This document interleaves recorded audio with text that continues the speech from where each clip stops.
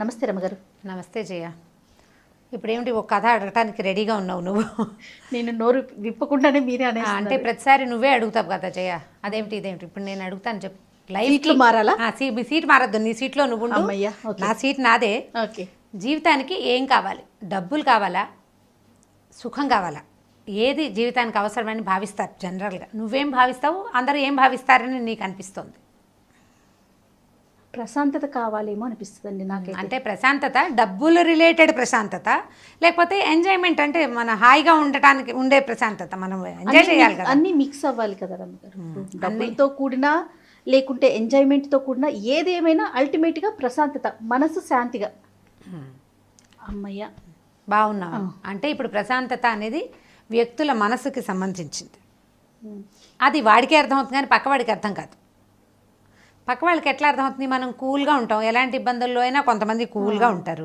అది లోకానికి అర్థమయ్యేది కాదు. అంతే. నేను హాయిగా ప్రశాంతంగా ఉన్నానంటే ఇదేంటి వీడికి ఇన్ని కష్టాలు ఉన్నాయి అయినా ప్రశాంతత అంటున్నాడు అనిపిస్తుంది. మనస్తత్వాన్ని బట్టి ప్రశాంతత లేకపోవటం అంటే శాంతిగా ఉండటం ఉండకపోవటం అనేది మెంటాలిటీస్ మీద డిపెండ్ అయి ఉంటుంది. మీరు బయట వాళ్ళకి అర్థం కాదు అంటే ఒక విషయం గుర్తొచ్చింది.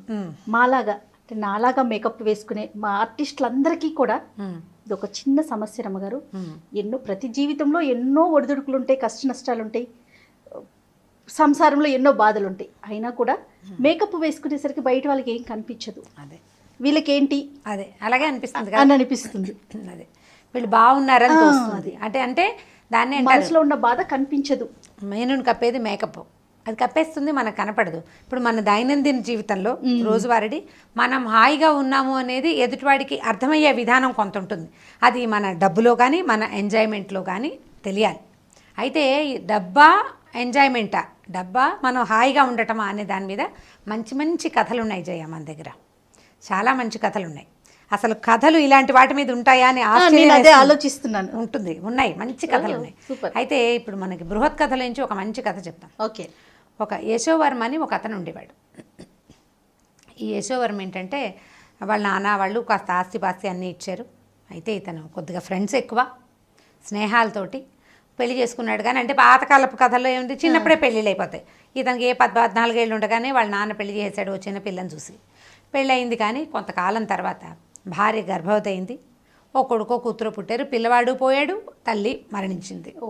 ఇతను కొన్నాళ్ళు విరాగిగా మారతాడు. అంటే దాన్ని ఏమంటారు, శ్మశాన వైరాగ్యం, ప్రసూతి వైరాగ్యం అని మనుషులకు 2 వైరాగ్యాలు ఉంటాయి ప్రతి వాడికి చిన్నపిల్లల నుంచి పెద్దవాళ్ళ దాకా జయ. ఎప్పుడు శ్మశాన వైరాగ్యం విన్నాను, ఇంకొకటి ప్రసూతి వైరాగ్యం కూడా ఉంటుంది చెప్తాను. డెలివరీ శ్మశాన వైరాగ్యం అంటే ఇప్పుడు మనం ఎవరైనా పోయినప్పుడు మనకేమనిపిస్తుంది, జీవితం క్షణభంగురంగా తోస్తుంది. ఎంత బుద్భుతప్రాయం జీవితం, క్షణాల్లో వెళ్ళిపోతాను. పొద్దున బాగానే ఉన్నాడు, సడన్గా పోయాడు. మన జీవితం ఏమవుతుందోనని మనకి జీవితం మీద ఒక నిర్వేదం ఏర్పడుతుంది. అది ఎప్పటిదాకా చుట్టుపక్కల ఉన్నంత వరకు, లేదా దాన్ని మన అంటే ఇప్పుడు వాళ్ళు మన క్లోజ్ రిలేషన్స్ మన వాళ్ళేననుకో కొంత టైం తీసుకుంటుంది. మనం బయట నుంచి చూసేటప్పుడు ఆ అట్మాస్ఫియర్ నుంచి మారేదాకా మనకి ఆ ప్యాథస్, ఆ మరణపు తాలూకు వైరాగ్యం అలా ఉంటాయి. శ్మశాన వైరాగ్యం అంటారు. శ్మశానం వెళ్ళొచ్చినప్పుడు కూడా అలాగే అనిపిస్తుంది. ఎలా అయితే నీ పొద్దుడు దాకా బాగున్న కట్టె ఎలా కాలిపోయింది, ఇంతే కదా, రేపు నేను ఇంతే, ఇంకేముంది జీవితం, ఈ పిచ్చెందుకు, ఈ భ్రమ ఎందుకు అని ఇలాంటి ఎన్ని వైరాగ్యపు మాటలు వస్తాయో. ఇంటికి వెళ్ళి కాళ్ళు చేతులు కడుక్కుని లేదా స్నానం చేసి భోజనం చేసి పడుకుని నిద్రపోయి తెల్లారు లేచేసరికి మళ్ళీ యథాప్రకారం పిల్ల మేక కొంపగోడు భార్యాభర్త ఈ గోలల్లోకే మళ్ళీ ప్రపంచంలోకి వెళ్ళిపోతాం. నిన్నటిది తెల్లవారేసరికి శ్మశాన వైరాగ్యం. పెద్దవాళ్ళు అంటారు కదా, మరుపు మానవ సహజం అంట. మరి ఇంకా రోజు గడిస్తే ఇంకేముంది కదా, తెల్లవారితే రెండే కదా.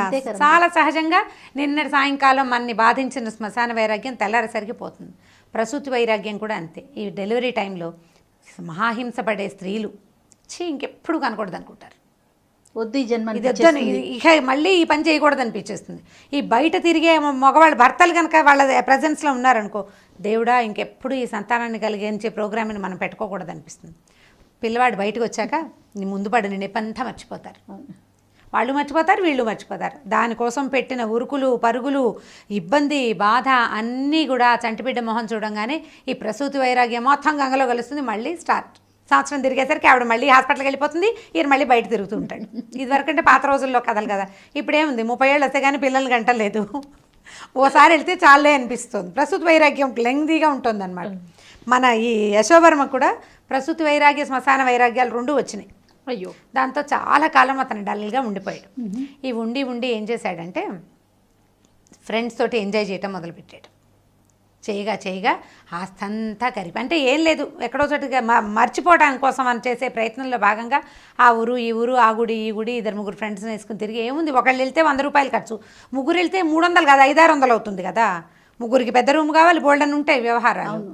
ఈ ఒకటే అయితే ఏ పంచపరుచుకుని ఏ అరుగు మీదో పడుకుంటాడు. అలా జరగల. ఇతను 5-6 వెంటేసుకెళ్ళి డబ్బు బాగా ఖర్చు పెట్టేశాడు. మొత్తం డబ్బు అయిపోయేసరికల్లా ఇతను బికారి అయిపోయాడు. విరాగితో పాటు బికారి కూడా అయ్యేసరికల్లా ఏమైంది, చుట్టుపక్కల జనం అంతా ఇదేమిట్రా నాయన ఇలా అయిపోయావు, వింధ్యవాసిని అమ్మవారి దేవాలయం వింధ్య పర్వత సానువుల్లో జరిగిందట. అమ్మవారు కొండ మీద ఉంటుంది, ప్రార్థించు, ఏదైనా మంచి ప్రార్థన చేసి ఈ దిక్కుమాల జీవితం నుంచి చేయి, అంటే మంచి దాంట్లోకి వెళ్ళాలి నువ్వు అని బాగా బోధించారు.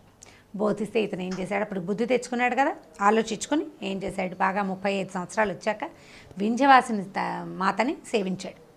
సేవిస్తే బాగా చాలా రోజుల పాటు రోజు ధ్యానానికి కూర్చునేవాడు. కొన్నాళ్ళ తర్వాత అమ్మవారు కరుణించింది అతన్ని.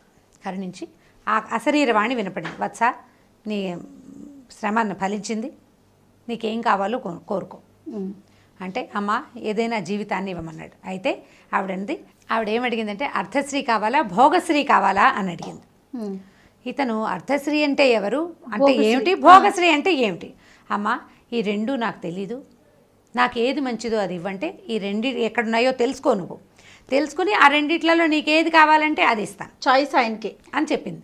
ఇప్పుడు ఈ అర్థశ్రీని భోగశ్రీని తెలుసుకోవాలంటే ఏం చేయాలి అంటే ఇప్పుడు ఆవిడ ఏం చెప్పిందంటే, నువ్వు కొండ దిగి వెళ్ళిపోతావు కదా, బాగా ఈ చెరువు పక్క నుంచి నడిచి వెళ్తే రామాపురం అని ఒక ఊరు వస్తుంది. రామాపురంలో మొదట పంతులు అని ఒకడు ఉంటాడు, వాళ్ళ ఇంటికి వెళ్ళు, ఒక రాత్రి 2 పూటలు అతనితో ఉంది. మరుసటి రోజు బాగా ముందుకెళ్తే శాస్త్రులు అని ఒక అతను ఉంటాడు, వాళ్ళ ఇంటికి వెళ్ళు. నేను పేర్లు మార్చాను, కథలో ఇలా ఉండదు. సరే శాస్త్రులు గారింటికి వెళ్ళమని చెప్పింది. సరే వెళ్తే నీకు అర్థమవుతుంది అంతనమాట. ఏం చేశాడు, సరే నేను అమ్మవారికి దండం పెట్టి, అమ్మ నువ్వు నన్ను కరుణించావు, నాకు ఏది కావాలో నేను మళ్ళీ వచ్చి నీకు చెప్తానని చెప్పి మెల్లిగా సాయంకాలం ఎదురికి కొండ దిగి వెళ్ళిపోయాడు. ఆ రామాపురం దారి పెట్టాడు. దారి పెట్టాక ఈ పంతులు గారింటికి వెళ్ళాడు. వెళ్ళేసరికల్లా బ్రహ్మాండమైన ఇల్లు, బోలెడంత సుఖ సంపదలు, వాకిట్లో పనివాళ్ళు, వెనకాల పనివాళ్ళు, నూతులు, నీళ్లు, ఆఖరికి నూతులోంచి నీళ్లు తోడడానికి కూడా మనుషులు ఉన్నారు వాళ్ళ ఇంట్లో. ఎంతమంది ఉన్నారో, బోల్డ్ అంత డబ్బు అట్లా కురిసిపోతున్నట్టుగా కనపడుతోంది. పంతులు గారి వైభోగము అర్థశ్రీ వీళ్ళ దగ్గరే ఉంది. అర్థము అంటే డబ్బు అని అర్థం. సరే అక్కడి నుంచి ఈ అర్థశ్రీ ఉన్న ఇంట్లోకి ప్రవేశించాడు మన యశోవర్మ. ఆయనకి అయ్యా 2 రోజులు మీదే ఉండటానికి వచ్చానంటే నాకు ఆశ్రయం ఇవ్వండి అంటే ఉంచుకున్నాడు. సరే చీకటి పడింది, రాత్రి అవుతోంది కదా, సరే కాళ్ళు కడుక్కొని అయినా భోజనం చేద్దుగానన్నారు. భోజనం చేస్తాం కానంటే ఈయన సహపంక్తిని భోజనాన్ని కూర్చున్నారు. వీడికి ఏదో కూర పప్పు చారు అవి ఇవి రాత్రిపూట వడ్డించే పదార్థాలు వడ్డించారు. ఆ పంతులు గారి విస్తట్లో అంత నెయ్యి, ఆ మాత్రం ఉప్పుడు పిండి వడ్డించారు. ఉప్పుడు పిండి అంటే బియ్యపు రవ్వని పచనం చేస్తే, అంటే నీళ్ళు పోసి జీలకర్ర వేస్తారు, కొద్దిగా ఉప్పేసి దాంట్లో ఈ పిండి పోస్తారు. ఉప్మా లాంటిది, ఏమి గిరమాత ఏముండదు, కేవలం ఒక చుక్క నేతిలో ఇంత జీలకర్ర, తర్వాత ఏమో కరివేపాకు వేస్తారు వాసన రావడానికి, చిటికెడు ఇంగు వేసి నీళ్ళు పోసి రవ్వ పోసేస్తారు. సెమీ ఉప్మా. ఓకే. అంటే ఏ హంగులు లేని సాదా ఉప్మా, బియ్యపు రవ్వ ఉప్మా అనమాట. అంతే పిండి. ఈ పిండి గొంతు దిగదు, దానికి అనుపానంగా చక్కటి పచ్చడి, కాస్తంత నెయ్యి, బెల్లం ముక్క అలా ఉంటే బాగుంటుంది. చారు పోసుకున్నా కూడా బాగుంటుంది. ఈయన దగ్గర ఏమీ లేవు, ఇంత నెయ్యి వేసారు, అంత ముద్ద. ఆయన చస్తూ బతుకుతూ దేవుడా రాముడా అని ఎలాగోలాగా తిన్నాడు. అది తినలేకపోతున్నాడు. మంచినీళ్ళు పోసుకుని ఎట్లాగో మింగాడు. అయ్యో ఇదేమిటయ్యా, నాకు కూర పప్పు వేశారు, మీరు ఇలా తింటున్నారంటే ఇదే అరగటం కష్టం రా నాయన, నాకు ఇది కూడా నాకు అరగదన్నాడు. సరే ఇద్దరు పడుకున్నారు. ఈ పంతులు గారికి ఏంటంటే ఆయన అతిథి దేవోభవ అనే దాన్ని బాగా పాటిస్తాడనమాట. వచ్చిన అతిథులతో, ఆయన పెద్దవాడు 50 ఏళ్ళు ఉంటాయి. అతిథికి భోజనం పెట్టిన తర్వాత తన పక్కనే మంచం వేయించాడు. ఇద్దరు కలిసి పడుకున్నారు. పడుకుంటే ఈ యశోవర్మకి ఒక పెద్ద బ్రహ్మాండంగా కళ వచ్చింది. ఏమొచ్చిందంటే ఆ కల్లో ఈ పక్కనే భోజనం చేసి పడుకున్నాడే పంతులు గారిని 4 యమకింకరులు లాంటి వాళ్ళు దుడ్డు కర్రలు పుచ్చుకుని చిత కొట్టేస్తున్నారు. కల్లో చితకొట్టి బాగా తెగ తిన్నావు, అదంతా ఎక్కడికి వెళ్తుంది, తీ బయటికని కొడుతున్నారు. ఆ కొడుతూ వాళ్ళల్లో ఒకడు ఆయన గొంతులో నుంచి చేయి పెట్టి అతను తిన్న ఆహారాన్ని తీసి బయటపడేస్తున్నట్టుగా కల వచ్చింది. పీడకల, ఒక వికృతమైన కళ కదా. తను అడిలిపోయాడు. కళ్ళు తెరిచి చూసేసరికల్లా ఈ పక్కనున్న పంతులు గారు హిషో అని నీరసంగా మంచం మీద కూర్చుంటున్నాడు. అయ్యగారు ఎక్కడికి వెళ్ళారండి అని అడిగాడు. అడిగితే వాంతి అయిపోయింది నాయన, కడుపులో ఈమడ్లా రాత్రి తిన్నది అన్నాడు. ఆయన తిన్నదేమిటి, ఇంత పిండి, ఇంత నెయ్యి, అందులో ఉప్పు లేదు, కారం లేదు, ఓ మసాలా లేదు, ఏ పదార్థం ఈయనకి ఈమడక ఆయన వాంతి చేసుకున్నాడో వీడికి అర్థం కాలేదు. అప్పుడు తెల్లవారాక ఆయనకి ఏమనిపిస్తుంటే బ్రహ్మాండమైన ఇల్లు, బోల్డు డబ్బు, వంటలు చేసి పెట్టడానికి 3-4 కుటుంబాల వాళ్ళు ఉన్నారు ఆ ఇంట్లో. పక్కన వంట వాళ్ళకి, పని వాళ్ళకి అన్ని ఇళ్ళు చిన్నవి వంట వాళ్ళు ఉన్నారు. పెద్ద గాదె నిండా ధాన్యపు రాసుంది, మినపప్పు, పెసరపప్పు అన్నీ ఎండలో పోసి కనపడుతున్నాయి. ఎన్ని వస్తువులు ఆ ఇంట్లో! పిచ్చుకలున్నాయి, రామచిలుకలున్నాయి, కుక్కలు, పిల్లులు, బయట అసలు ఆవులు, గేదెలు ఎన్నున్నాయో అవన్నీ ఉండి వీడు గుప్పెడు పిండి కూడా, అంటే అన్నం తింటే అరగదని పిండి తింటే అది కూడా అరగని దుస్థితి వీడిది. ఈ అర్థశ్రీ ఎందుకు, తినడానికి పనికిరానిది, శుద్ధ వేస్ట్ కదా. సరే వీడికి ఇది లాభం లేదు, ఆయన చూద్దాం, ఆయన సంగతి ఏమిటో చూద్దామని ఈయన్ని వదిలిపెట్టి, అయ్యా వెళ్ళొస్తానండి, ఆరోగ్యం అది జాగ్రత్తగా చూసుకోండి అంటే, ఏం ఆరోగ్యం ఆయన, 20 ఏళ్ళుగా నా పరిస్థితి ఇదేనన్నాడు. అంతకుముందు ఆయన బతికేముంది, 20 ఏళ్ళ నుంచి ఇదే పరిస్థితి. మీకు డబ్బులు ఎప్పుడు కలిసి వచ్చాయండి అంటే 20 ఏళ్ల నాడే డబ్బు కలిసి వచ్చింది.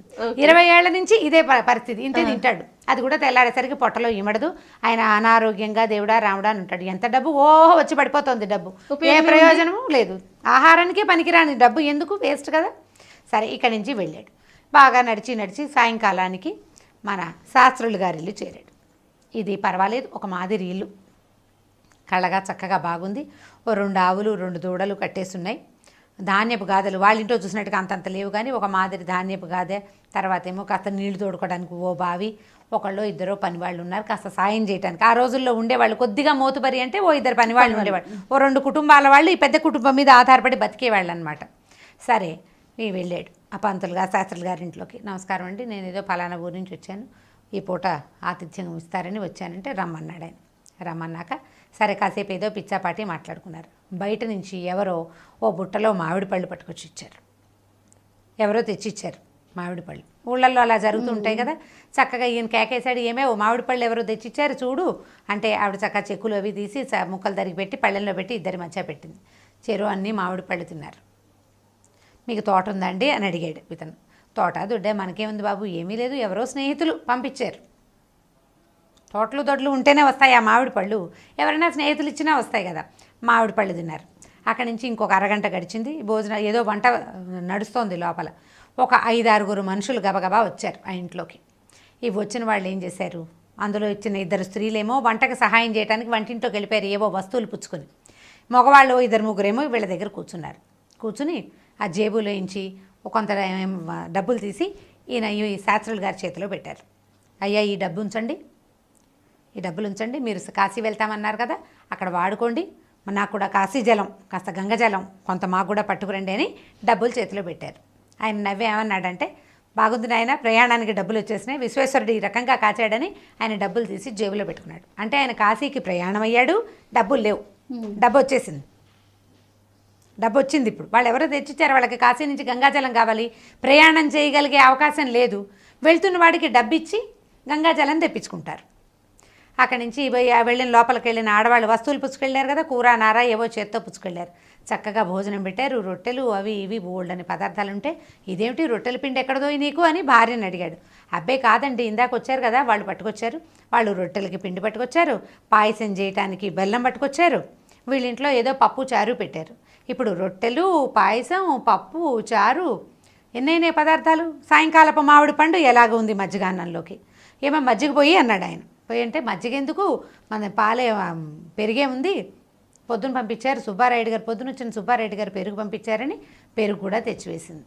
ఈయన దగ్గర వాకిట్లో ఉన్నవి 2 ఆవులు, దూడలకే సరిపోయే పాలు, గేదెలు లేవు. ఆయన ఆ పెరుగన్నం తింటూ, గేదె పరుగు మహా రుచో ఏమైనా జబ్బు చేస్తుంది కానీ రుచి బాగుంటుందని చెప్పాడు.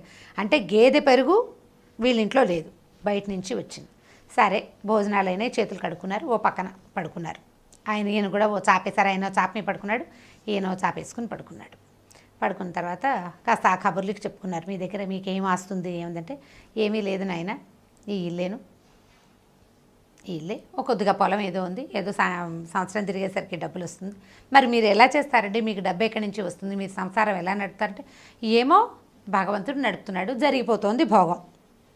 నేనేం పెద్దగా ప్రయత్నం చేయను, ఏదో మంచి మాట్లాడతాను అంతే, మంచి పని చేస్తాను, ఏదో గుళ్ళోకి వెళ్తాను, ఏదో పురాణం చెప్తాను, అంతే నాయన. భోగం ఈ రకంగా భగవంతుడే నడిపిస్తాడు. నేను పెరుగు లేకుండా అన్నం తింటలేదు. ఎండాకాలం అంతా మామిడి పళ్ళు మల్లెపూలు వస్తూనే ఉంటాయి. మాకు మల్లె చెట్టు లేదు, మామిడి చెట్టు లేదు. మల్లె చెట్టు లేకపోతే పువ్వులు ఎక్కడి నుంచి వస్తాయి? కొనుక్కోవాలి. కొనుక్కోవడానికి డబ్బులేవి లేవు. మామిడి పళ్ళకి డబ్బులు లేవు. మామిడి పళ్ళు బయట నుంచే వస్తున్నాయి, మల్లెపూలు బయట నుంచే వస్తున్నాయి. అనుభవించే యోగ్యత ఉంటే ఆ రకంగా వచ్చేస్తుంది. తెల్లవారాక ఆయనకు దండం పెట్టేసి ఈ శర్మగారు, మన సూర్యవర్మ అక్కడి నుంచి బయలుదేరి వెళ్ళిపోయాడు. వెళ్ళి అమ్మవారి కొండకి వెళ్ళాడు. మళ్ళీ అమ్మ, నాకు అర్ధశ్రీ వద్దు, భోగశ్రీనే ఇవ్వు. ఏదైనా ఒక వస్తువు దాన్ని అనుభవించే యోగ్యత ఉండాలి తప్ప కొనుక్కుని సొంతం చేసుకోక్కర్లేదు. మనం దాన్ని సొంతం చేసుకోలేకపోయినా 100 మామిడి చెట్ల తోట ఉన్న పంతులు గారి పరిస్థితి ఏమిటి? మామిడి పండు తినలేడు, ఆయన అరుగుదలకు రాదు. ఏ చెట్టు లేని శాస్త్రికి చక్కగా దొరికేస్తుంది ఆహారం. నాకు అట్లా ఆహారం పుట్టే వరం ఇవ్వమ్మా, ఎక్కడి నుంచి అయినా సరే. ఇప్పుడు హాయిగా ఉన్నారు, సాయంకాలం అయ్యేసరికి ప్రయత్నం చేయకుండానే వాడికి కావాల్సిన వస్తువు ఇంటికి వచ్చేస్తుంది. ఆయన చేసే ప్రయత్నం ఏంటి? మానవ ప్రయత్నం తనేం చేయాలో అదే చేస్తున్నాడు. వీటి కోసం ప్రయత్నం చేయటల్లా భగవంతుడు ఏం చెప్పాడు? ఈ బ్రాహ్మణ పుట్టకు ఊళ్ళోకి వెళ్ళు, పురాణం చెప్పు అని చెప్పాడు. మంచి మాట చెప్పమన్నాడు. ఆయన పైన ఆయన చేసుకుంటున్నాడు. ఆయనకు కావాల్సింది, అతనికి అవసరమైంది భగవంతుడు ఆటోమేటిక్గా మనకి పంపించేస్తాడు. మనం చేయవలసిన పనిని తప్పకుండా చేయాలి. మన ధర్మాన్ని మనం నిర్వర్తించిన వాడికి ఇవ్వాల్సింది ఇచ్చేస్తుంది. కాబట్టి డబ్బు కోరుకోవద్దండి, భోగాన్ని కోరుకోండి. ఏదైనా ఒకటి ఉంటే దాన్ని ఎంజాయ్ చేయాలి కదా. ఇప్పుడు మనం చూస్తాం అజయ, పెద్ద పెద్ద సంపాదన పట్ల మల్టీ మిలియనర్స్ ఉన్న వాళ్ళు కనిపిస్తారు. పిల్లలు ఎంజాయ్ చేస్తారు, పిల్లల ఫ్రెండ్స్ కూడా ఎంజాయ్ చేస్తారు. సంపాదించేవాడు సంపాదించుకుంటూనే ఉంటాడు, వాడికి ఎంజాయ్మెంట్ ఉండదు, పాడు ఉండదు. ఈ పిల్లలు పెద్దవాళ్ళు అయ్యేసరికల్లా వీళ్ళకి 60 ఏళ్ళు వస్తాయి, అన్నం అరగదు.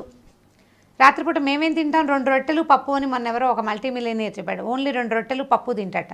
దానికి కోట్లు సంపాదించుకునే గోల ఎందుకు? లేదు కదా, అనవసరం కదా. ఇలా దీని మీద ఆలోచించి చేయాలని బృహత్ కథలో ఇలాంటివి కొన్ని మంచి మంచి కథలు ఉన్నాయి. జీవితానికి సంబంధించిన కథ అంటున్నారా? ఇది చూడండి ఎంత క్లోజ్గా ఉంది, అద్భుతంగా. మనం ఎంజాయ్ చేయాలి కానీ సొంతం చేసుకునే ప్రయత్నం అక్కర్లేదు, దానికోసం శ్రమించక్కర్లేదు. కుదిరితే చేయండి మానవ ప్రయత్నం. దానికోసమే ప్రయత్నం చేసామంటే ఇది ఉండదు కదా. డబ్బు సంపాదించడానికే ఆరోగ్యం ఉండాలి కదా. మ్యాక్సిమం ట్రై చేస్తావు, అదంతా వచ్చేసిన తర్వాత అన్నం తినే యోగ్యత కూడా నీకు భగవంతుడు పెట్టాడు, అప్పుడేం చేస్తావు? కాబట్టి దాని మీద ఆలోచించమంటారు. చాలా బాగుంది, అద్భుతంగా ఉంది. Right, thank you so much Ramya గారు. ఇంకొక వీడియోలో మళ్ళీ కలుద్దాం. నమస్తే. తప్పకుండా చేయాలి. ఈ వీడియో కనుక మీకు నచ్చినట్లయితే లైక్ చేయండి, షేర్ చేయండి. మరిన్ని వీడియోస్ కోసం మా ఛానల్ని సబ్స్క్రైబ్ చేసుకోండి.